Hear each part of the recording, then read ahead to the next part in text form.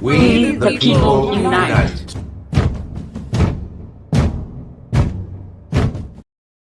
Hey everybody, welcome to our Wednesday broadcast. We the people unite. We have a full panel today.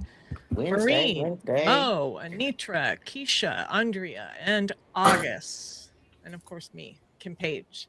So today we're going to talk about a pretty serious topic. Not that we don't every week, but this one has been in the news consistently this last week especially, and that's ICE. And the question today is, have they crossed the line? Are they now the state police?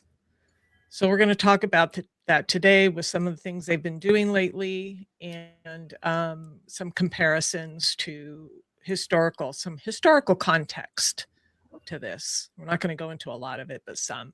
So if you're in the chat, say hello. You know, we love to talk with you. And if you're new, please like and subscribe. Let us know who you are, where you're from, and let's get the conversation going. To kick us off, though, we are going to Andrea. She had a topic that we didn't have time for last Friday, so we wanted to make sure Andrea got her topic in today. So I will turn it over to you.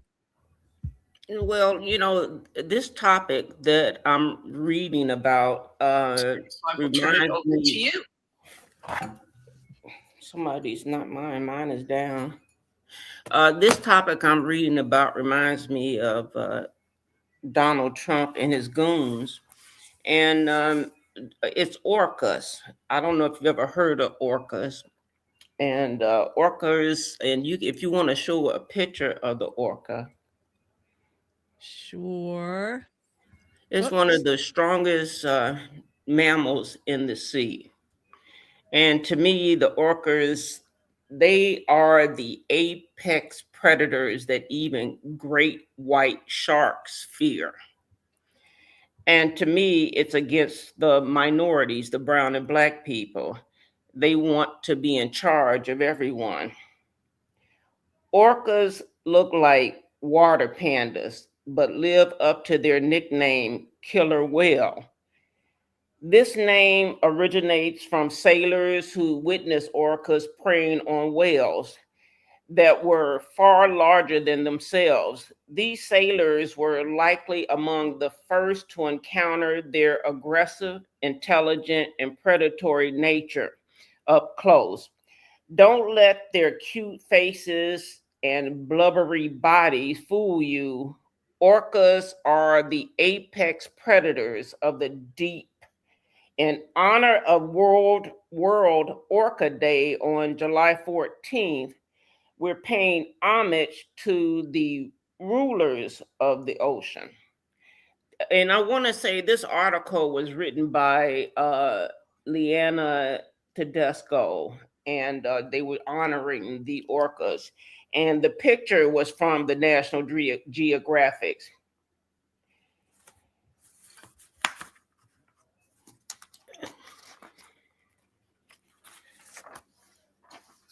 Great whites are often placed at the top of the ocean food chain. In reality, orcas can easily outperform sharks.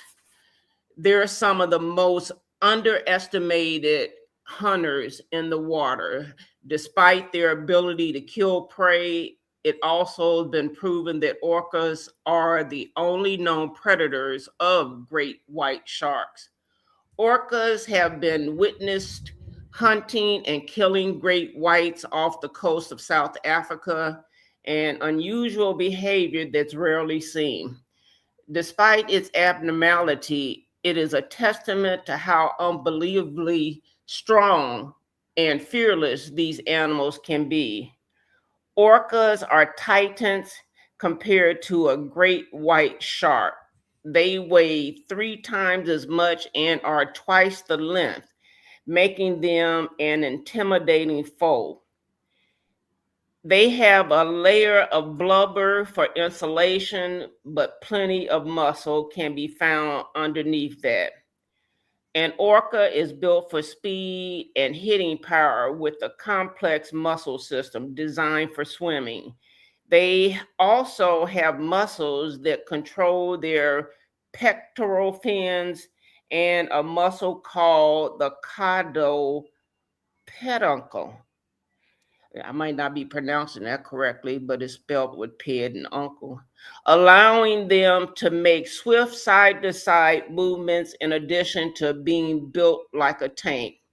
The estimated bite force of an orca is a whopping 19,000 psi. That's pound force per square inch, which means when they bite you, you know you've been bitten. I mean, just eat you up all at once. This is more than 6 times the bite force of a great white, which has a bite force of 4,000 in comparison to the 19,000 bite force. Alone makes this orca one of the strongest animals in the world. The only thing scarier than a 7,000-pound fish coming towards you is knowing the speed at which it's swimming. Orcas can reach speeds of nearly 34 miles per hour.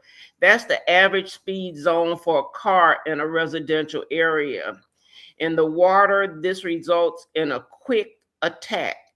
The orca has speed and heft on the side, which means when they go on the side and they can really swim, and few prey can outrun both of them. They can cover a distance of 99 miles per day, giving them the added advantage of long distance hunting and foraging. Their smooth oval-shaped body also helps them cut through the water with minimal resistance. At the end of their bodies, strong tails thrust them toward acting in the same way a propeller would be on a boat, the same way it would on a boat. The average cruising speed of an orca is 3 to 5 miles per hour. They choose their speed based on several factors, including age, environment, and whether they're actively hunting. The speed of an orca isn't only used for attacking prey. However, in Antarctica, orcas demonstrate a rarely seen behavior known as a wave washing, where the prey, such as a seal, is sitting on top of an ice float, and the orca will use his incredible speed to create waves and knock him off of where he's sitting, and it'll force him into the water, and the orca then has the ability to take over him, is what it actually does. And they very seldom travel alone. You'll find that orcas travel in packs. They travel in packs. They are very intelligent, and they are upon you before you know it. And so while I'm reading some of this is the true pack mentality. Once they're called pods, once they're all together, it's called a group of pods. Once pods range drastically, with some as few as 5, which means they say they travel in as few as 5 and as many as 30. Large pods might have up to 100 orcas, depending on the region and the population. And so very seldom does anyone in the ocean escape an orca. And so when I've seen, and I'm trying to make a long story short so as not to bore you, but if you ever wanted to read it, you can find it on AOL. Orcas are the apex predators that even great white sharks fear. Because in watching the television, the past couple of days, and since Renee, left us unexpectedly, that's how they do. It reminded me of Trump and the ICE, that they surround the people, they jump on them all of a sudden, they overpower you, you can't do anything. And then if you go to the say the Supreme Court has given him ultimate power where they've never given that to a president before. So really, the question I'm wondering and want to know is, how do we get out of this mess? How do we get away from all of these orcas? That's what they remind me of, big sharks. And they got their face covered. You don't know they're coming. I'm really saddened about the state of our country and the state of our world right now. Here we want to take over Greenland. We want to go to Iran. We want to take over Venezuela. We want everything. And in some ways, I believe he's doing this all for Putin, that everything he's doing is in line with them taking over the world. Even though you don't hear much from China or from North Korea, all of them are working in cahoots with one another. We can't let them scare us, and that's what's happening. They're scared. I was almost in tears today when they told the story about the gentleman, and that they put the stuff in his eyes and then dragged him, and now he's permanently blind. I'm like, I'm like, what do we do? Even a person at my age, I'm gonna fight back, and in some ways I feel like I should go get a gun myself now, so that I'm not gonna try to fight him. I'm gonna shoot him. I'm gonna shoot him. I'm not gonna. We're gonna say a pew pew. So, I wanted to tell you that, because they do. I mean, next thing you know, they just convene on everybody, and the people in Minnesota and Minneapolis, Minnesota, they feel like they don't have nowhere to go. They got, I mean, it's like they said, 5 times the number of the police force. They plan on sending more. So I just wanted to know your thoughts on that, and and I'm gonna stay prayed up for all of us. I know we're gonna have to do something besides just watch. Unfortunately, we're gonna have to do more than just watch. I mean, if I see it happening, I'm gonna do whatever I can do, even if it's throwing, like they said in the old days, and throw some hot grits on you, throw some boiling hot syrup on you. Go get something. We got to do something. We can't let these people take over our country. We can't let them. Donald Trump is out of control. I think he's crazy, and it really is. It's Article 2, Section 4 of the the word I'm trying to say, and is also 25 of the Constitution. Article 2, Section 4 of the Constitution is where we can get rid of him and his goonies. Everybody can be killed, even a knife. These orcas think they strong, but I bet you if I get a knife, I can cut some fish. That's all it is to me. It's a fish. And that's all Donald is. He's just a fish. He stinks too. Remember, everybody says he stinks and fish stink. Okay, that was so. Thank you, Andrea. Thank you. It's a great metaphor. My only correction would be, because I'm a huge fan of I love orcas. Dolphins and orcas. They're mammals, actually. Yeah, that's what I said in the beginning. Yeah. And I know they're mammals. And I think sharks go after people. I kind of feel like they get what they need to get to eat, but theirs is basically just for eating.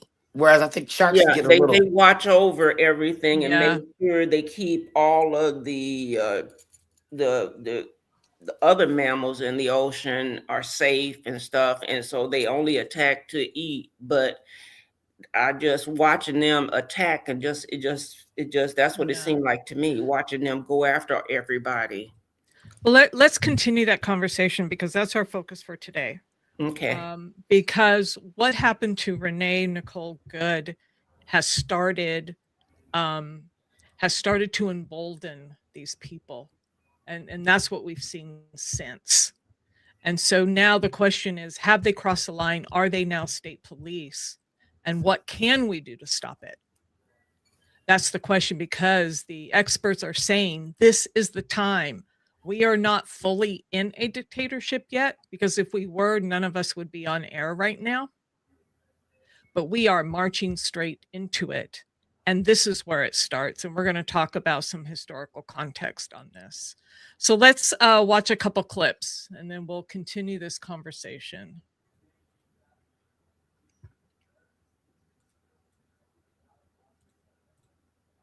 Well, when I read your piece, I guess the headline is ICE agents are completely, utterly out of control. Is that a fair assessment, or am I being hyperbolic here? I think that's something that we talked to many law enforcement experts for this story, and that is one of the first things they said, is that they are using, in the videos that we showed them, especially these ones where they're using these banned tactics like chokeholds and neck restraints. They said this is bad policing. These agents are out of control. This is something that if I, as a police officer, did this, I would certainly be disciplined for it, and it's dangerous for everyone involved, not just the people who are being put in these very dangerous chokeholds. That this is not something that they even recommend for law enforcement to be grappling on the ground in this way. It's a very dangerous situation, and something that most law enforcement have moved away from, and ICE's own policy bans this as well. So this is the beginning, I think, of them. There's no accountability. We know that. They are not trained. And I'm going to show another clip in a little bit about a journalist who actually went through the process of becoming an ICE agent, and there's absolutely no background checks. So the timing of it got cut down to like so many days. Yeah. 47. There's absolutely no training. And the beginning was actually when they first went into LA to me. And they're just trying city by city as he tries to work his way to try to take over and steal the election again, and make sure that he's always in office.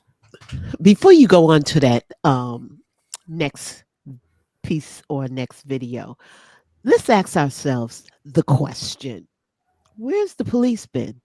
I know, I said that. So where's the police been? Because I noticed that ICE been everywhere. They've been this place and that. Are the chief of police or the government or the mayors telling them to stay away? Because I'm pretty sure that it would be very tangible, and it would be some real gunfight going on if the police were around. How would they handle it? Knowing that citizens are being dragged, blind, snatched out of cars. You notice they're never around. And Governor Wallace, they're the antithesis of each other, except for they're supposed to be doing the same job. So I think they confused on what to do if they do get together and who to protect. Well, I'm going to answer that question when it's August on the Move. Back over to you, Kim. Well, even Governor Walsh said he could call the National Guard, and I'm like, what are you waiting on? Well, and we've talked about that a little bit, right? I think we talked about that last week. We know what would happen if that happens, and it's going to be bloodshed in the streets. It's going to be that anyway. So that could be what they're holding off on. I don't know. So that's a great discussion. So let's just watch a couple more clips, and I'm not going to show this entire clip, but everyone's talking about this right now. So let's listen to a little bit of our friend. Rights. We wouldn't have gotten the Civil Rights Act passed without the community defense work that they did. We don't need to be violent, but we should have armed, I think it said protection or defense coalitions or something. I can't remember. TikTok cut it off here. I'm sorry about that. I'm not an expert on the Black Panthers by any means, but I did want to read a section from Revolutionary Nonviolence by Reverend James M. Lawson Jr., who is part of the civil rights movement. Because he has a section here where he defines violence, and I kind of like what he has to say about it. Because when I think of the Black Panthers, and other similar groups, I think it's really good to remember that self-defense is not violence. I also personally think that property destruction is not violence, and I've talked about that pretty extensively because there have been a number of authors. The book "This Is an Uprising" discusses this concept. It's very much capitalism, right? The public perception. What does the overarching culture believe about destruction of property? So, while I understand that vandalism has been utilized in all kinds of nonviolent resistance movements in the United States, the press, especially, and those in power, are going to couch any kind of destruction of property with that term, with that perception of it being violence. But you understand what I'm saying? Okay, so let me read this section here. So that said, I will define violence. Violence is the use of power to harass, intimidate, injure, shackle, kill, or destroy a person or persons. It is accomplishing a purpose that is negative, right? Self-defense, not negative. Violence is intimidation, harassment to persons or a village or a nation with the result that we deprive the people we're pushing against of their right to shape their own lives and their access to the things that make life possible. So, under that definition, sexism is a form of violence. Racism is a form of violence. Those are structural forms of violence. Slavery was kept in place by violence. Sexism is kept in place through the abuse of and violence against women and children. Violence is an abuse of power. It is a misuse of power. And my contention is that while many people have the power to do such things, I maintain they have no right to do such things. They are usurping rights. And remember that the Declaration of Independence declares that we hold these truths to be self-evident, that all are created equal, that all are endowed with certain unalienable rights, and among these are life, liberty, and the pursuit of happiness. That is power, and violence is the abuse of power. Violence is not simply physically beating up, injuring, or killing. It's about intimidation. It's about harassment. It is about seeing other human beings as less than human. That's why I made a video yesterday about dehumanization and how important it is for us to remember our humanity, for us to remember the humanity of people on the other side, and to remind them of both as well, right?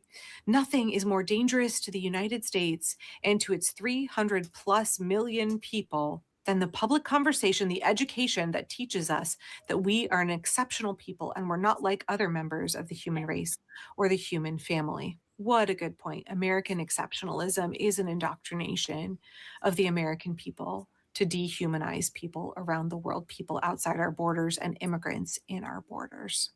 Violence destroys rather than builds. Violence prevents human beings from putting the issues on the table and conjuring up the courage to look at them from the perspective of seeking a solution, of healing, and the sort of compromises that lead you a little bit in the right direction. Violence destroys and hates. Violence against violence escalates violence. It doesn't solve any of the human problems. I have named sexism and racism as violence. I can add materialism and greed and other isms, and these have taught many of us not to respect one another and to be suspicious of our own worth. It is not common sense to believe that I have been created in the likeness of the universe, in the likeness of life, and the likeness of God, but you haven't. And you haven't, and you haven't, and you haven't. It makes me insecure and suspicious of my own worth if I believe that other people don't exemplify the creative force that I claim for myself. Such a good point. Do you remember when I talked about how under fascism? I want to leave that right there. This was so on point, I thought. The violence, and it ties right into what we were just talking about. So how do we fight this in a nonviolent way? Or can we? Yeah. I am seeing, she's reading from the Black Panther. I'm watching Carl Kuglinski the other day. He's talking Malcolm X. People are talking about by all means necessary. I said, whoa, whoa, whoa. Especially with Martin Luther King Day coming up this weekend, people have been speaking on it, and I think it's very interesting. And I think people are becoming, I don't like to use the word radicalized. They stop giving a F. They don't care. We can see where this is going, and if we don't fight back, Violence meets violence, and that's where it's going to come to. Now, I'm not saying that I want that to happen. I don't want people to be unaliving each other and all that kind of stuff. However, walk up on the wrong people and it's going to happen. Well, did you not see?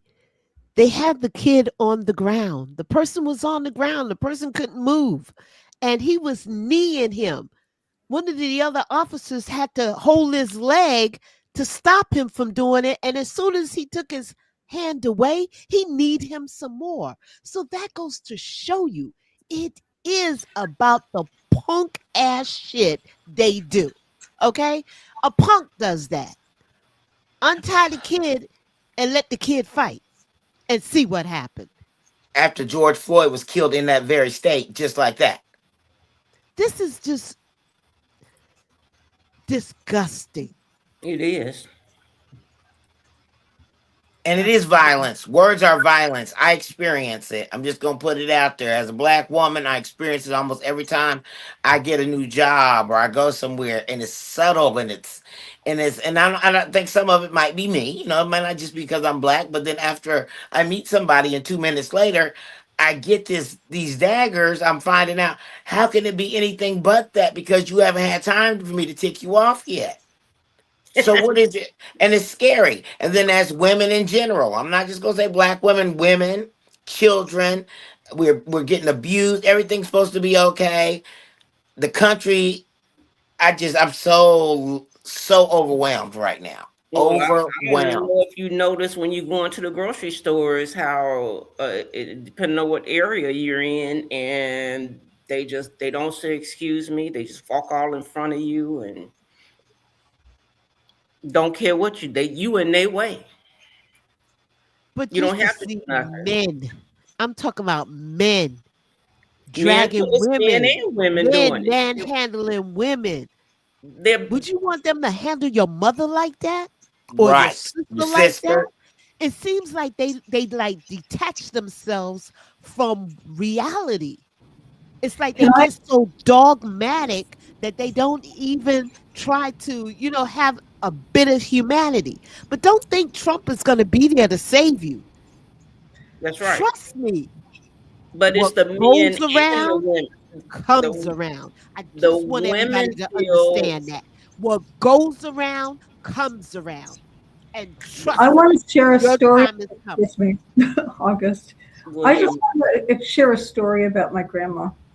And I was little when this happened. And I was brought up by fierce women. And she was abducted from her car by a policeman, accusing her of was getting upset with her because she didn't have her driver's license. And he was abusing. And my grandmother, she knocked him where it hurt. And they took her to the police station, and she stood up for herself. I don't know why, but I just really remember that story and thinking, go, Grandma. And not that you want that to happen. And, but I do think that there's a lot of abuse with women in so many different ways for some reason and no respect. I even had that happen to me from a highway patrolman after I dropped my husband many years ago at the airport. And I was driving to be with my family. And all of a sudden I see his bright lights behind me.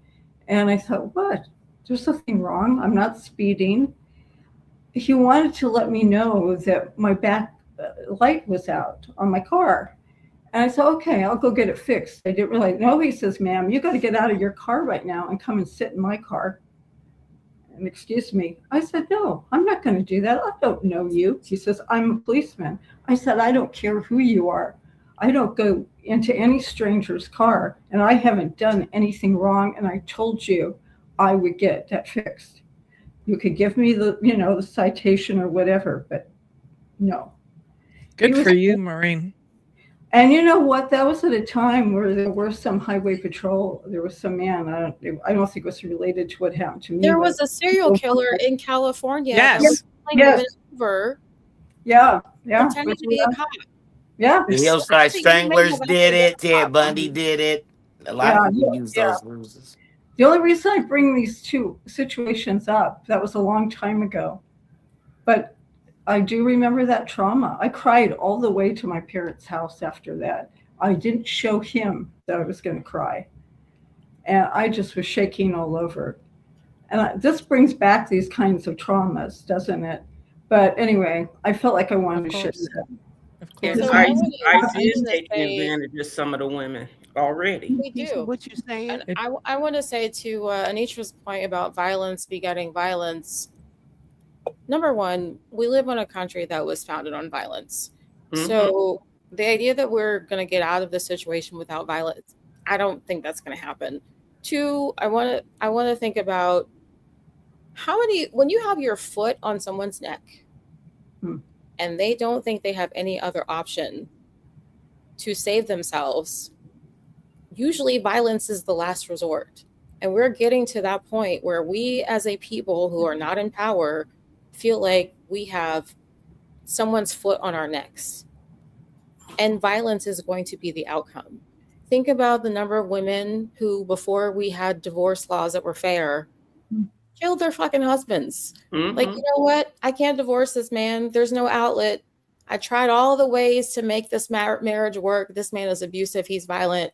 I'm just going to put a little arsenic in his food every day and we'll call it a day. We'll wait till he drops dead. Got a whole show about it. Yep.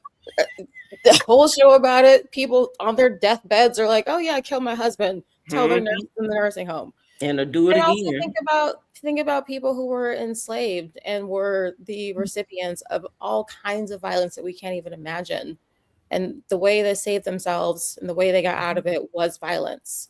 So if the state responds to us with violence and gives us no other outlet, violence is going to be the outcome. That's right. I don't see any way out of this other than that unless they change the way they are behaving. And it doesn't look that way. Very true. And if we go back to human nature, it's fight or flight or freeze, right? So we fight, we flight, or we freeze. If there's no place to run, actually, I agree. We're backed into a corner. There are no other options.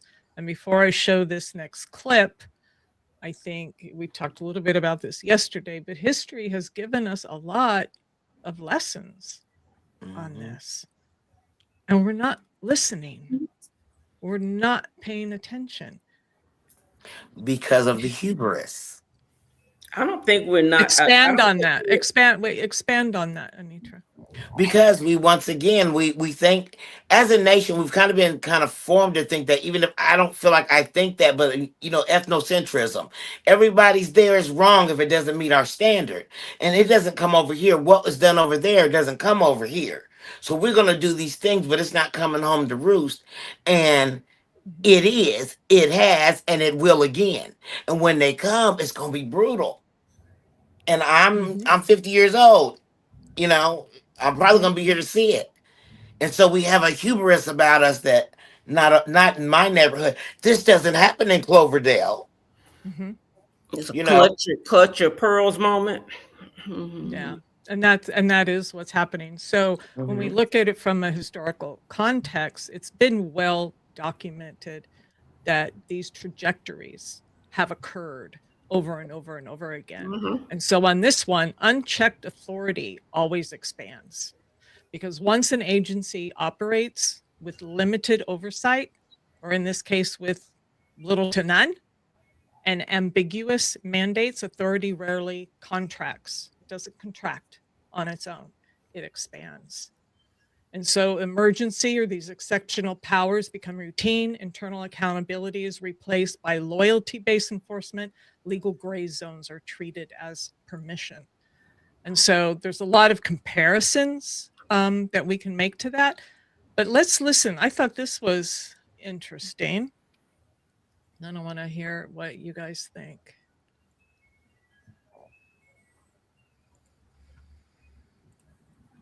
I can also point of view of the people that say, yeah, but you don't want militarized people in the streets just roaming around, snatching people up, many of which turn out to actually be U.S. citizens that just don't have their papers on them. Are we really going to be the Gestapo? Where's your papers? Is that what we've come to? So it's more complicated than I think people want to admit. ICE are villains. And now people are looking at them like murderous military people that are on the streets of our city and they're masked up, which is also a problem, right? Because if you get arrested by a cop, you're allowed to ask the cop, what is your name and badge number? And you could film that cop. If you get arrested by an ICE agent, you have no such right. They're wearing a mask. They don't have to tell you. It's also very ugly to watch someone shoot a U.S. citizen, especially a woman, in the face. Right. Where it's like, I'm not that guy. I don't know what he thought. And again, this is a guy who had almost been run over, but it just looked horrific to me. I mean, when people say it's justifiable because the car hit him, it seemed like she was kind of turning the car away.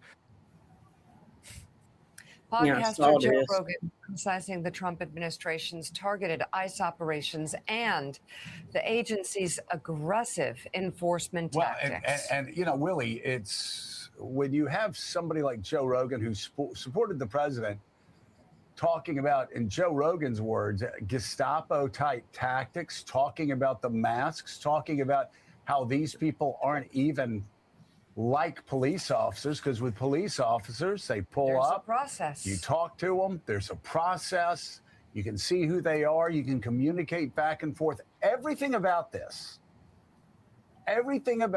seems to spike tensions on both sides. And I will tell you, looking at the videos yesterday following the killing of Renée Good, it was hard not to come to the conclusion that they may be trying to ramp up tensions. ICE may be intentionally trying to ramp up tensions. They want this confrontation, despite the fact we've shown polls in the last hour that show that something like 46% of Americans now want ICE abolished. We've shown polls that since Kristi Noem took over ICE in February, the approval rating for the agency has gone down 30%, and barely a third of Americans think that ICE shooter that killed Renée Good by firing point blank 2 shots from the side at her, they think that force was not justified. And yet they're ramping it up, Willie. It doesn't seem to make much sense at all. Here's YouGov, only 30% think that shooting was justified. So if you were listening to podcasts and watching TV shows and living in a world, reading things online where you think that you are with America and America is with you on point blank shooting of Renée Good, you're wrong. Yep, you're wrong. You're dead wrong. Well, I just have to say the 30%, I hope it's not you next, okay? You feel that it was justified? I hope you're not the next one down, because guess what? These bullets and these ICE agents don't care who you may be, all right? And just to call it out, Joe Rogan, really? You finally woke up? You the one who promoted this. You was all up Trump's ass like a thong promoting this. She said what she said. And even yes, the 20%, what I said. Even the 20% that say they not sure. It's crazy. I don't buy it. I don't either. Yeah. Too little, too late. Rogan. Rogan promoted Trump. It is too late yet at the same time, I'm glad that he's speaking up. I am. Same thing with Marjorie Taylor Greene, because he does have a lot of followers. And the Supreme Court has stopped this right now. And even Nick Fuentes, as much as I'm not his favorite, he tears him up. I do enjoy watching him do that, and then I move on. But it's something. We're at that precipice, and it got here a little quicker than I thought. But there's that one guy who went off about his Second Amendment rights. Will say he got 1 million freaking views, and that tells me that there are people who are down. Well, I'll just leave it at that. Yeah. Because it's too scary. Go ahead. They just don't. I'm saying they're just too scared. We have families and stuff. It's like somebody trying to invade your home. This is our home, and we have an invader. And unfortunately, it's coming from inside the house. But it don't matter if your child goes rogue. You got to do what you got to do. Well, and we continue to be gaslit. We continue to see the administration come out and say, you know, why are you fighting us, Minnesota? We're just here to keep your city safe, right? Yeah. And so what history also tells us that unchecked power does not announce itself as tyranny. It presents itself as necessity. It presents itself as, we're just trying to keep you safe. God, where have we heard that before? Trump said he's going to take care of all the women, remember? We're going to take care of you. Yeah, like they took care of Renée Good. Yeah. I saw her last name was Good, for God's sakes. I'm just so mad. It makes me so disgusted. I saw a post on Threads earlier that said something like, dear Italian, Irish, and Greek Americans, 100 years ago, this would have been you. So if you're cheering this on, think twice. That's powerful. Good. Powerful. That's powerful. Right. People forget. Yeah. Here's, I'm going to just play this one. Just show what happened. You talked about this young man earlier. I won't play a lot of it, but some of it. Live simulcast on our sister station, Fox 11 Plus. I'm Christine Devine. We have this story here. A 21-year-old anti-ICE protester has been blinded after being shot during a local rally against the shooting death of Renée Good in Minnesota. That Friday night in Santa Ana turned violent. Fox 11's Christina Gonzalez live in downtown Santa Ana. Christina, you spoke to this protester. Yeah, this morning while he was still in the hospital, he has just been released. He identifies himself as Caden Rumler. He's blind in one eye, he says, and he's sharing photos of his injuries. And I'm going to warn you, they're disturbing, but he wants to share them because he says he wants people to understand the difference between what he's saying happened and what Department of Homeland Security is saying. We also have as much video as we could of the incident. So here, take a look. Federal agents approach protesters during a Friday night rally in Santa Ana. Grab someone holding a loudspeaker and pull him away as other protesters move up, including one wearing a dark shirt who doubles over. The other protester wearing a white shirt struggles with officers. The officers then grab the protester with black shirt, Caden Rumler, who sent me these photos from the hospital where he says he is being treated for a serious eye injury, which he describes in a statement read by a fellow member of Dare to Struggle, the organization that was protesting Friday. I heard a bang and suddenly I was on my knees. The DHS agent dragging me towards the building. I was gripping the front of my collar. Over the phone, Caden explains he was taken inside the government building and eventually transported to a hospital where he remains after losing his eye. This is the moment he says an agent shot him. Shot at point blank range in the face with a pepper ball bullet. The other protesters seemed struggling with officers also speaking to media. I was released from Santa Ana jail after being held for almost 3 days without knowing my charge until the morning of my release. DHS responding to Fox 11 saying this was a mob throwing rocks, bottles, and fireworks, and that, quote, one of the rioters who was arrested for disorderly conduct was taken to the hospital for a cut and was released that night. Orange County Supervisor Vicente Sarmiento says he was there and that local authorities cannot get any details from the feds about what you see happening in this video. We can't hold anybody responsible. That's the frustration that people have, is that they're seeing this unfold before their eyes with little to no accountability. With no. What do you mean you can't? They all need to be held accountable. Yeah. I'm just going to say this. Listen, white men and young white men, I need you to hear what we have to say. You still don't have jobs. Your mom and you are paying triple than what you have with these tariffs. Donald Trump and his entire administration have not done not one damn thing for you but harassed, but put you out of classes, harassed your family, and charged you on top of it to pay for their BS. Wake up.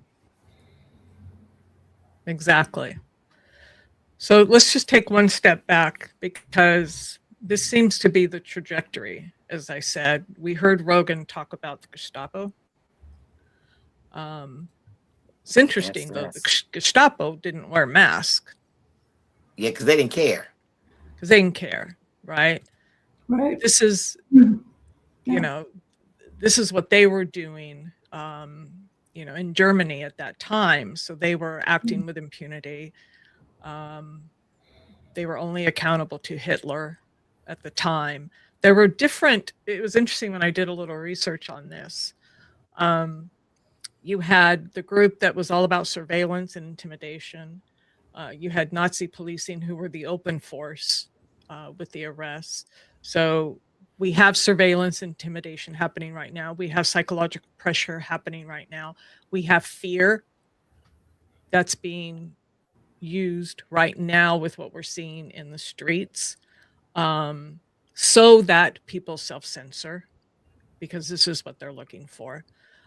Control before resistance, because they know when the people rise up, it's going to be a completely different story. So they try to quash it before any of that happens. Fear of spectacle, we're seeing that. Judicial erosion, we're seeing that. Targets are going to broaden. They already have, because they started with so-called immigration enforcement. What did those federal agents, they didn't have any right to approach any of those citizens out there. Now, I don't know. I wasn't there. Were they throwing rocks? Were they throwing? I don't know. I can't say any of that. But still, it did not. Their response was not. Was not legal. Right. So what we're witnessing: visible intimidation, weak oversight, expanding targets, and fear as a warning. We are walking right into a total dictatorship, and people need to wake up. And right after the things that because I used to kind of dabble in trying to be a historian in that area, but never so much information. But after that, they said, well, everybody's got to have a blouse shine. So everybody gets the blouse shine, which is basically paperwork saying I can work, so I'm not going to get deported. Then the blouse shine was no good. So they keep giving you ways, and then that keeps still people peaceful while they ship off to others. Then they come back, take your blouse shine or your pass, and then the other people get to work, but they got something called something else. And the next thing you know, there's nobody else left to come and freaking get. So let me answer your question, J Camp 752. You don't agree with ICE, but also you think these protesters could do better, don't you? Keisha kind of spelled it out for you. When you have your back against the wall, it must not be happening in your neighborhood. I'm pretty sure when you start seeing your neighbor, your child, your siblings out there on the ground in the snow being dragged, come back and let us know how you feel. They picked that young man up out of the crowd and brought him to them. He wasn't coming toward them. They brought him up there. And kids aren't going to school because they're scared, because their parents are scared. Businesses are not making as much money because people aren't going because they're home scared. People are literally in their homes trying to pretend like they're not home so they don't have to worry about ICE coming to their door and causing problems. Like, ICE is traumatizing the people in Minneapolis, and they're prepared to do this across the country. So what else are people supposed to do when you have law enforcement saying, well, we don't have anything we can charge them with. We don't have any proof.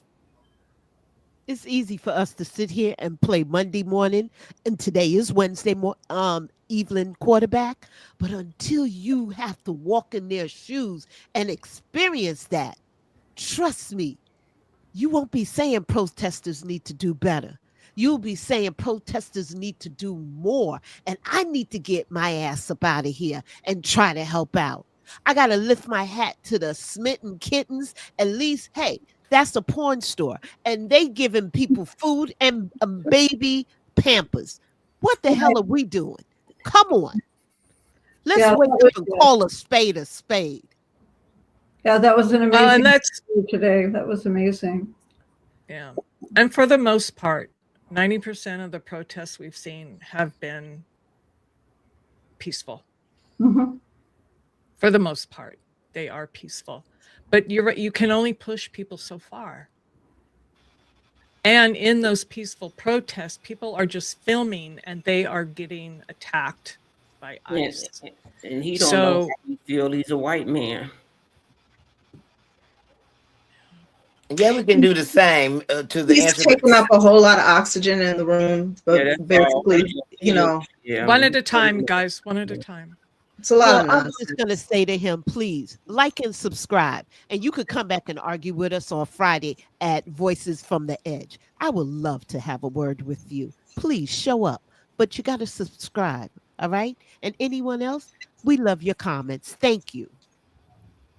And I pulled myself out of homelessness and poverty, sir. But somebody else told me this at the time. They said, I hope when you get there, you change your views on how you think about things.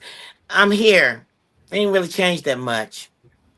Yeah. I want to respond. One more thing, J. Camp. We have seen protesters recording and being antagonistic. And the reason is because ICE is not following the law. Mm-hmm. ICE is abducting people off the streets without due process. They're abducting citizens now. And even though they were undocumented immigrants, they had no right to do so without due process. And they are just randomly picking people up. So it's really hard. They are violating the Constitution. Absolutely. Jay Camp sound like he is an ICE person. Well, no, I think there's we arguing with a fool. We have to have these discussions, you guys. We have to have these discussions. Yeah. So we do need to have. Okay, so we have common ground. I'm also not up for both sides this. Yeah. This so is we're not at a common ground now. We're not having a debate. Yeah. We're at common ground. So ICE sucks. And if you are an ICE agent, watch your back. Because they're going to start picking y'all off. I thought this was interesting because we're starting to hear more of what we thought. So let's. What happens when ICE hires agents with minimal screening, then sends them into the streets, masked and armed? We look now at the agency's hiring practices as it surges agents to Minneapolis and other cities. We begin with an independent journalist who applied for an ICE job and was offered it without even a background check. Laura Jadid wrote about her experience in a piece published Tuesday by Slate magazine, headlined, "You've heard about who ICE is recruiting. The truth is far worse. I'm the proof," was the headline. She begins her piece. The plan was never to become an ICE agent. The plan when I went to the Immigration and Customs Enforcement Career Expo in Texas last August was to learn what it was like to apply to be an ICE agent. Who wouldn't be curious, she said. Laura Jadid joins us now from Portland, Oregon. Laura, would you take it from there? Explain what exactly you did, what this fair was, and then how you applied to work for ICE and what happened. Absolutely. So the hiring event, basically you brought your resume in, you handed it over, they were going to do an interview, and they were promising on-the-spot hiring to where you could, in fact, walk out with your $50,000 bonus that day, possibly. I went in, I handed in my resume, which was, I did a skills-based resume. I'm a veteran, I served 2 tours in Afghanistan. So on the surface, the resume looked pretty good. Had a very brief interview, took all of 6 minutes. They didn't ask very many questions. And then I left, assuming I would never hear back, because I'm a very Googleable person. I have an unusual name. I'm the only Laura Jadid on the internet. And I make no secret of how I feel about ICE and Trump and all of it. So I was not expecting several days later to receive a tentative offer. I missed it in my inbox and it sunk to the bottom, which means that I never filled out the paperwork they requested. I never accepted the tentative offer. I never filled out my background check paperwork. I never signed the affidavit saying I committed no domestic violence crimes, none of it. A few weeks later, I got a message from LabCorp saying that ICE wanted me to do a drug test, and I went ahead and did that. I was pretty sure I wouldn't pass. I'd partaken in legal cannabis 6 days before the test, but why not waste some of their money, right? And then 9 days after that, I decided I wanted to, I was curious. Had had they processed the drug test yet? So I logged onto the ICE hiring portal, and what I found was that not only did the drug test not seem to be relevant, I was listed as having joined ICE as of 3 days earlier. I had listed that I had accepted the offer. They had offered me a final position as a deportation officer. My background check was listed as completed 3 days in the future from when I was looking at it. So it seems like the answer to the question, who are they hiring, is they don't know. Mm-hmm. Wow. Oh my God. Can you write in the piece? You guys can look that up and watch the rest of it. But what if they hire the denorganizer? Now we all got to get our heads locked off. I'm just saying. All right. I love that J. Kemp is around. However, J. Kemp, we have Voices from the Edge on Fridays. We would love to sit around and talk with you. But right now, we're trying to focus on some major issues to call out what's going on in the streets. We agree that ICE is not doing the right thing to people. Okay? Back over to you, Kim. Like and thank subscribe. you. Absolutely. So we talked about targets broadening. We talked about what they're doing. It's escalating.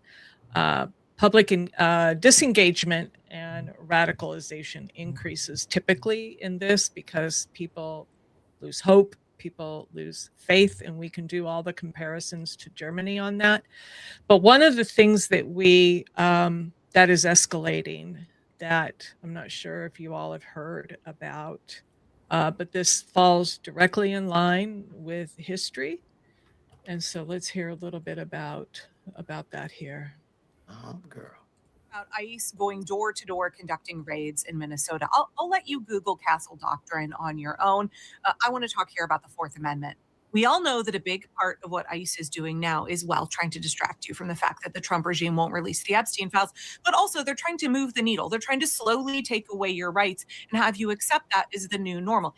It is illegal, it is unconstitutional for law enforcement to enter your home without a valid search warrant signed by a judge. Not some fucking ICE administrative warrant. That's not a real warrant. A search warrant signed by a judge. We've seen ICE violate the Fourth Amendment, both here in Oregon and in Minnesota, entering into homes where they did not have a legal right to be, and abducting people without arrest warrants. That's a whole other conversation. An administrative warrant is not a bench warrant. An administrative warrant is not signed by a real judge. Immigration judges are not real judges. They are lawyers who work for Pam Bondi and the Department of Justice. They are not part of the judicial branch at all. Okay, but when it comes to ICE conducting these raids, we are not going to start to accept that in the United States of America that fucking any member of law enforcement can just enter into your private residence. And unfortunately, it's at a point now where the news stations in Minnesota are having to remind people of that fact.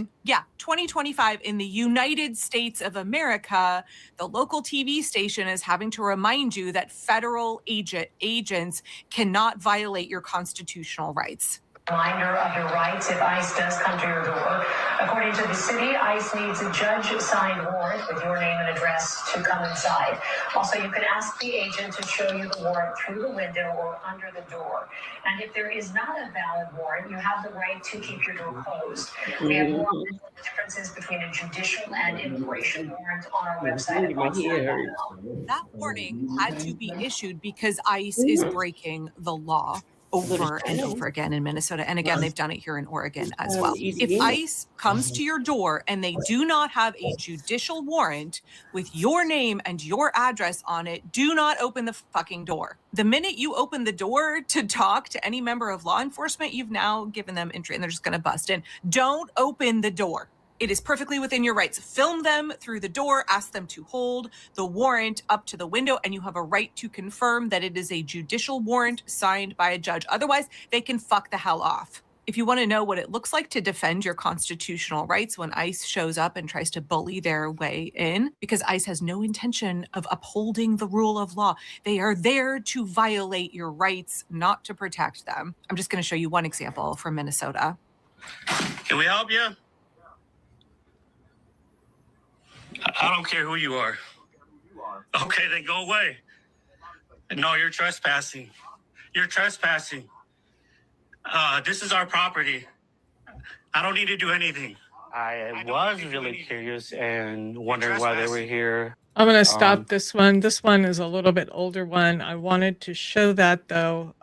What we showed yesterday, unfortunately, is that ICE is entering homes. They're forcing their way in now. They're forcing their way in with guns. Nothing's gonna stand. I know they're gonna plan on going to court, but it's not gonna stand. And they're gonna come in the wrong house. They're gonna learn real quick. F around and find out. Yeah, I think that a lot about New York. Like, we in New York City are very careful and cautious about our safety. Not really big on answering the door for people we are not expecting. So if they come here and try that, it is not going to go well. They're going to meet the wrong person. I live in a state that has no, you don't have to have a carry permit. You can have guns in the house. It's whatever. So they gonna mess around. But they're not gonna come here because I'm in a red state. So not coming It's here. kind of dangerous because here in Long Island, New York, we have 3 doors. We have a front, a side, and a back door. You never know how we can peep on you. So you got to be careful. So, yeah. So I'm going to just say this few things before we move on to August on the Move and close out for today. But the historians are really comparing what's happening now to historical events. And so surveillance and intimidation come first, you're seeing. Normalization follows. And that's why it's so important that we cannot allow any of this to be normalized. We have to continue to speak out. We have to force the media, and we have to rely on independent media, I think, at this point. Because open violence becomes easier to justify later. And what was that? Why is that? Oh, that's August. Okay. So the most dangerous phase is not when brutality is obvious. It's when fear quietly works. And so we've talked about that. When people start to the fear starts setting in and people start giving up. They're not going again. Yeah. So we'll continue the conversation because as we know, as we've said, as we believe, this is going to get worse. So we have to stay on top. We have to keep saying the truth. We have to keep fighting for our rights. So let's go to August on the Move. Hey, folks, to all of our mothers, women of power, and also sisters and aunties out there. We've been called hens, but we all know that we hold the power because guess what? Men always going to need us. Keep that in mind. But I posed the question earlier regarding where's the police? So I wanted to play this tape for you, and here's the answer. You do this in Philly, we're going to arrest you. You come here with your masks and you start harassing our people, you will be placed under arrest. You will be prosecuted. This is what moral clarity looks like. Let's play it. Good afternoon. I'm Rochelle Bilal, the sheriff for the city and county of Philadelphia. And I say her name, Renée Good. Renée Good. Renée Good. Renée Good. This should not have happened, but we're here today. Let know that law enforcement professionals, real ones, not the fake made up ICE, probably Trump's new army to attack citizens of the United States. Did you hear what I said? No law enforcement professional wears a mask. None. None. Those that come into our communities wearing a mask to commit crime, thank God for our district attorney, Larry Krasner, who say he's going to lock them up. And I'm saying now, we are not going to whisk you away for them to hide your identity, because when you do it there, you're getting arrested there. No whisk away for them to hide you. None of that here. None of that here.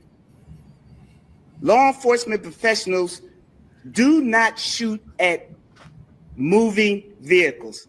I'm not saying fleeing because she wasn't fleeing. She was getting out of the way.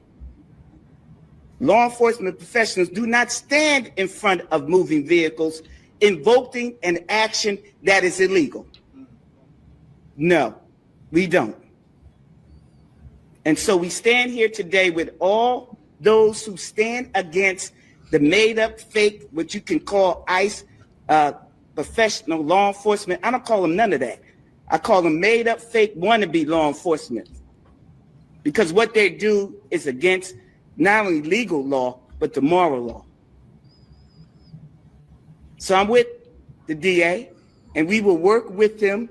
If any of them want to come in this city and commit a crime, you will not be able to hide. Nobody will wish you off. You don't want this smoke, because we will bring it to you. And the fake, whatever they call them, because I can't say the name, but the criminal in the White House would not be able to keep you from going to jail. Renée Good should be here today. And to her family, we are saying law enforcement professionals are not the ones here in this city that would do that. But here's the last thing that I will say. Law enforcement professionals around the country do their job. And we have been fighting for years to build that bridge between us and our communities. You have one negative nutcase that causes this problem, and now we all have to fight again to let people know law enforcement works with communities. These crimes would not be down if we didn't have communities work with us.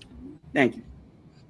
It should also be noted that So Chicago to Illinois to Minnesota, we hope that the law enforcement stand up and continue to do their jobs.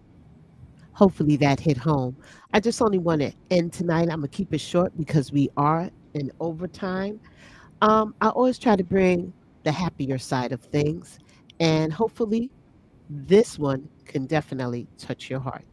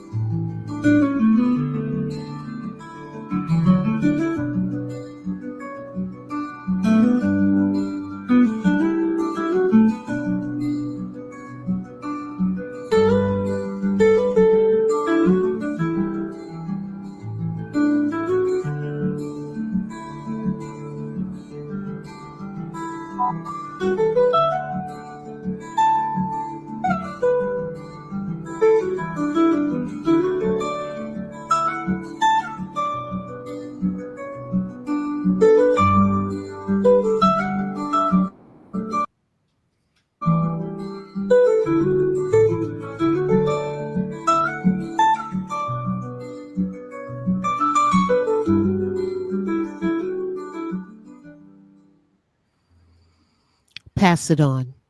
That was beautiful. Back over to you, Kim. Thank you, August. Yes, I had watched the clip from Philly. Where was that from? The police department? Yeah. Oh, yeah, Philly Police Department. Yeah, that was powerful. Powerful.